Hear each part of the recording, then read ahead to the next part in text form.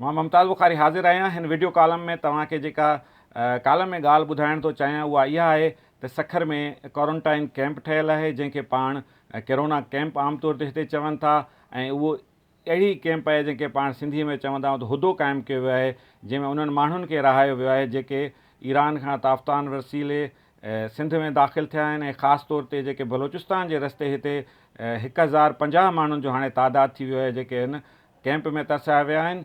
इहा कैंप सखर खां ॿाहिरि इंडस्ट्रियल एरिया ऐं सखर शहर जे विच में हिकिड़ो अॻु में आम इलाइक़ो हो, पर हाणे उते काफ़ी रहाइशी बि थी वियो आहे, इंडस्ट्रीज़ बि ठहियूं आहिनि ऐं गहमा गहमी बि थी वई आहे, पर पोइ बि शहर खां घणो ॿाहिरि आहे जेको मिड ऑफ सिटी आहे।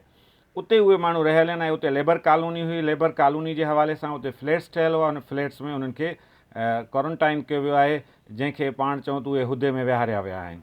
जेके हाणे ताईं जूं रिपोर्टूं आयूं आहिनि उन्हनि में जेके पहिरीं खेप में आया हुआ 293 हुआ ऐं बाद में 757 अची विया ऐं मजमूई तौर ते उहे 150 माण्हू हाणे मौजूदु आहिनि। पर हाणे जेको माण्हुनि में ख़ौफ़ छायल आहे उहो इहो आहे त छा इहो शहर में किथे फैलिजी त न वेंदी।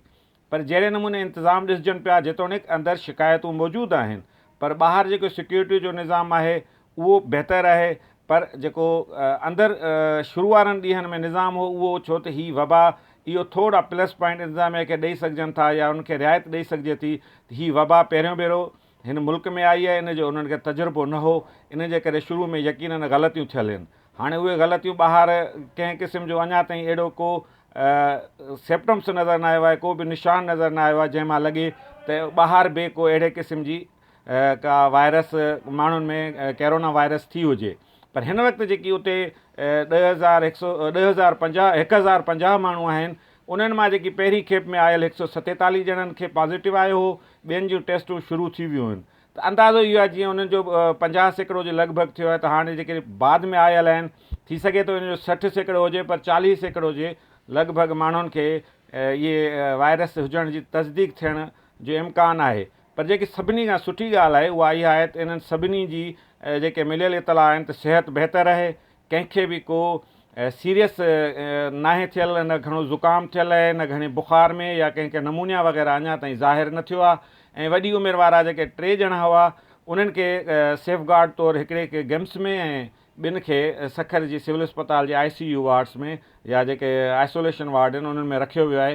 पर डॉक्टरनि जो जेको चवणु आहे त उन्हनि जी बि हालति कंहिं बि रीति नाचाकी वारी न आहे। सो इन करे जेको सखर में हीअ जेकी कैंप आहे उहा ख़तरो त कंहिं तरह सां न फैलायो आहे, पर ख़ौफ़ फैलायो आहे। जेको ख़ौफ़ इन जे करे आहे त माण्हुनि खे इहा हिते वायरस फैलिजी सघिजे थी।